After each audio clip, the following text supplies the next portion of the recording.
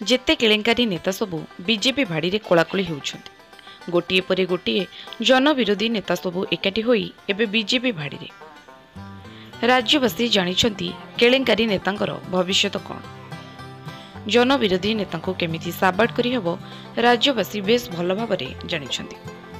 जो समीर दास को हत्या अभियुक्त कही दिने बीजेपी हलाबोल करुथिला जहांको केलेंकारीर चिठा धरी तंबी तोफान करुथिला आज सेही समीर दास को जुआई पुओ भली बाटबरणी करिनेछि बीजेपी।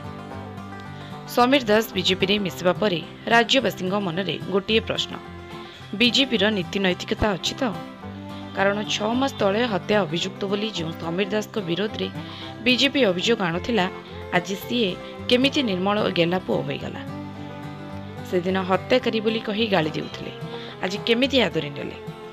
पुरी जिला गोप ब्लॉक 11 नंबर जोन जिला परिषद सभ्य धर्मेंद्र साहू मृत्यु मामला रे समीर दास का हाथ थिबा अभियोग हेउथिला। धर्मेंद्र साहू को मृत्यु पई समीर दास दायी बोली आंगुठी उठिथिला। मृत धर्मेंद्र को स्त्री को समीर दास ब्लैकमेल करुथिबा नै आसीथिला सांघातिक अभियोग। सेतबेले राज्य बीजेपी रो तुंग नेता माने समीर दास को विरोध रे हल्लाबोल करथिले। माळ माळ भाइराल ऑडियो एवं फोटो धरी पोल खोलिथिले। समीर दास को विवादीय चरित्र और कार्यकलाप को प्रशय देई नथिले मुख्यमंत्री नवीन पट्टनायक। मंत्रिमंडल समीर को नवीन बाद देवा सह परवर्ती समय रे बिजेडी टिकेट भी देई नथिले। बिजेडी प्रत्याख्यान करिथिबा विवादीय समीर दास को आज कोळेई नेछि बीजेपी। पुणी थरे बीजेपी प्रमाणित करिछि जे सबु गुंडा बदमाश और केलेंकारी व्यक्ति से ही आश्रयस्थल।